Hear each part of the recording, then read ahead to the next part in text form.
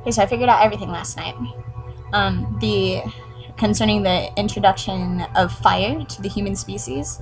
Um, what what happened was that humans were kind of like at this static state after they evolved into, I guess, Neanderthals. I'm not, don't judge me on my education, but I'm pretty sure it was Neanderthals before we had fire.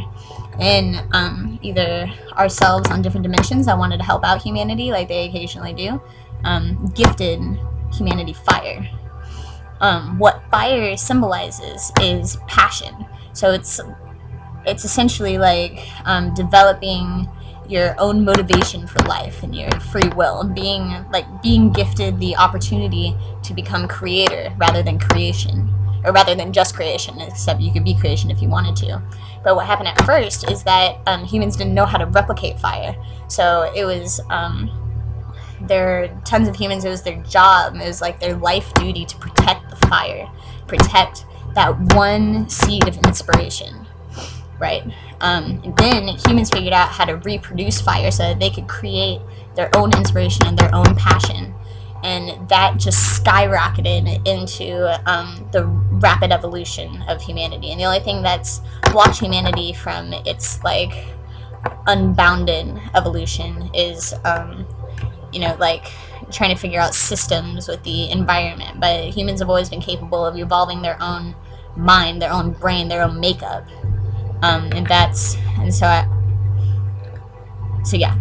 think they. Okay, no, never mind. But that's the point is that fire is the elemental key that gives human the gift of passion and the gift of free will and the gift of creation.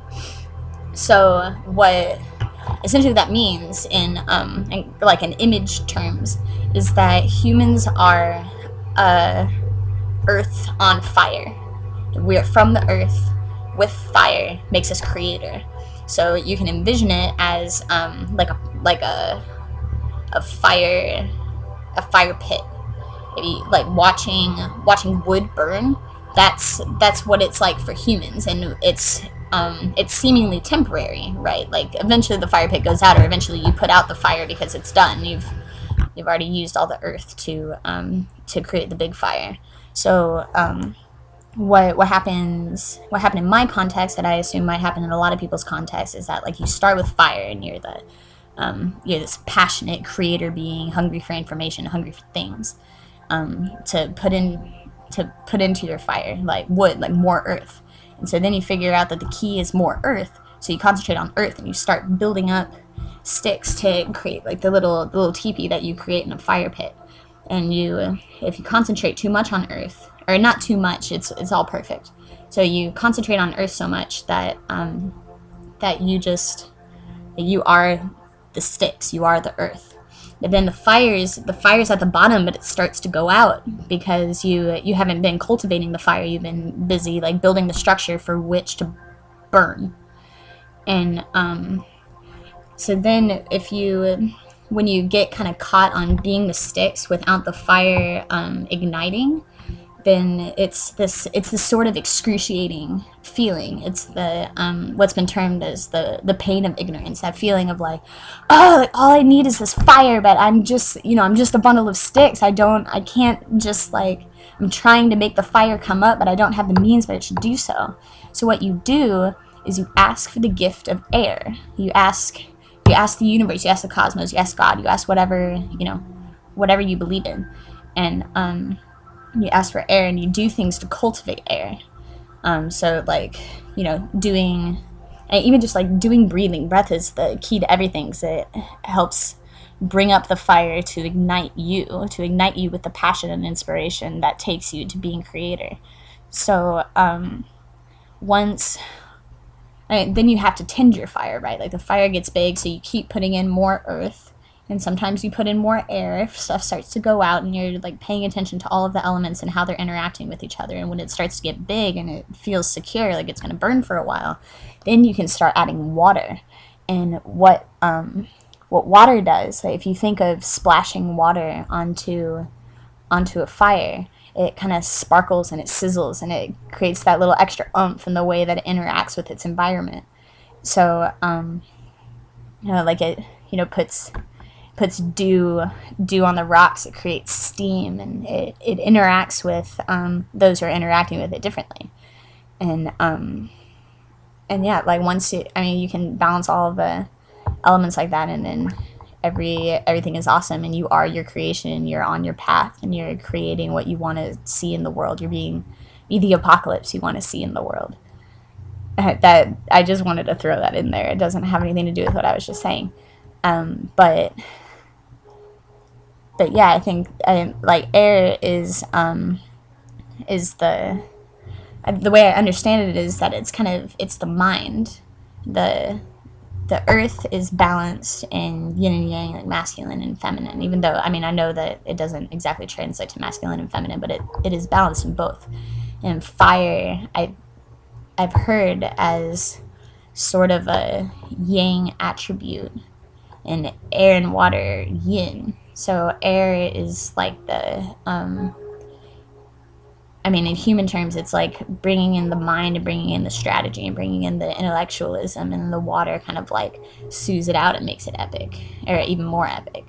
But really, all of it's just making it epic. But yeah, fire as the gift of passion to the human race, I think, is that was the main epiphany, and understanding that like just because I'm being so impassioned all the time, that gets you burned. It's kind of being almost careless with the energy of creation, or of being creator, creating creation. And it can burn up too fast, and then your life is over. Your earth is gone. It's all dust, which is fine, because then it just goes back and it can make a good foundation for whatever fire gets put on top of it. And so it's all, and you're playing your role, even if you don't know that you're playing your role, or even if you think that your role is different, even though your role is whatever you create it to be. But yeah, so we were talking last night about being disimpassioned, and not in the sense that you're apathetic, but in the sense that you're not only being ruled by your passion, and you're sort of serene and content inside of your passion as just the creation force, and kind of honing both of that and balancing both of that, and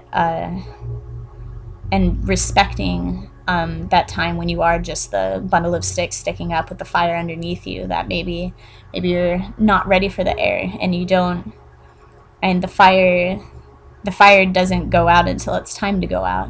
So there's this anxiety of the fire going out too soon, but it's not really going to go out, because there's always some breeze coming in, and source is always paying attention and still creating wind.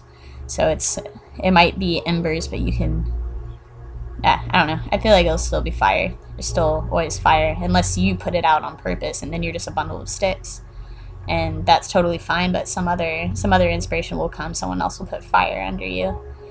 And then you can ask for air, and then you can add water, and everything will be awesome. And you can extinguish it whenever you want. You can stop tending it whenever you want and just get burned up. And some think it's better to burn out than to fade away.